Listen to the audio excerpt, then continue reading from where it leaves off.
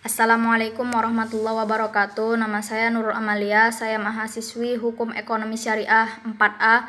Yang saya hormati Ibu Dr. Nur Asia selaku dosen mata kuliah Filsafat Hukum yang saya sayangi teman-teman sekalian. Di sini saya akan mempresentasikan hasil resume saya yang ke-6 dari buku Filsafat Hukum, Paradigma Modernisme Menuju Postmodernisme, karya Farkhani SHI SHMH dan kawan-kawan. Teori keadilan, hukum positif dan hukum Islam. Tujuan utama hukum adalah tercapainya keadilan. Namun harus diakui bahwa tujuan dari hukum yang bersifat adil sesungguhnya problematik. Dikatakan problematik karena tidak ada kata sepakat pada satu keadilan yang diinginkan oleh hukum tersebut.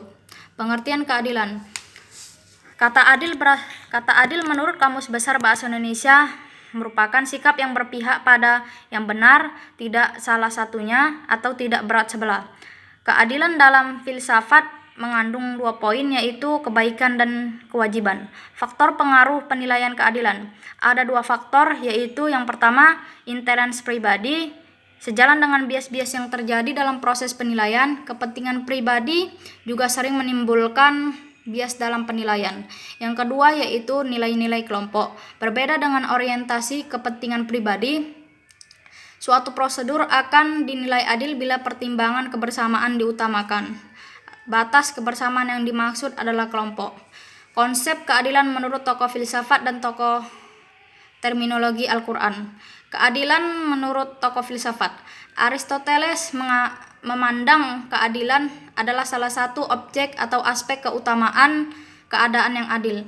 Bagi Aristoteles, keadilan sebagai keutamaan umum, taat pada hukum alam dan hukum positif. Jenis-jenis keadilan menurut Aristoteles ada 2, yaitu keadilan distributif dan keadilan korektif. Yang kedua, terminologi keadilan dalam Al-Quran. Keadilan yang disampaikan melalui ayat-ayat Al-Quran menunjukkan betapa tingginya dan mulianya nilai dasar baik dari aspek yang terkait dengan sosial kemasyarakatan maupun aspek sosial ekonomi. Ayat-ayat Al-Quran yang memberikan penjelasan tentang nilai-nilai keadilan ada yang secara langsung tersurat dan ada yang secara tidak langsung atau tersirat.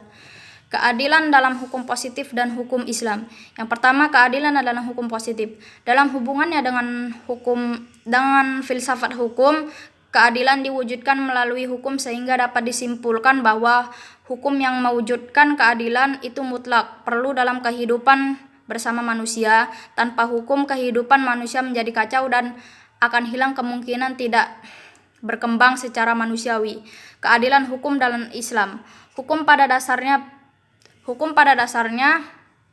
berkait dengan disiplin ilmu lainnya sebagaimana hukum Islam. Hukum positif juga tidak semata-mata teks, normalitas atau normatif yang harus dipahami secara skriptualitis.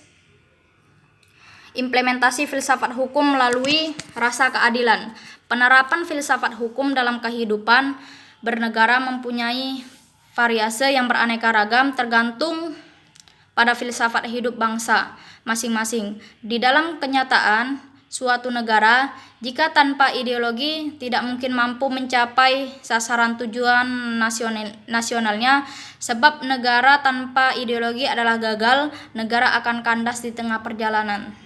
Demikian, terima kasih. Assalamualaikum warahmatullahi wabarakatuh.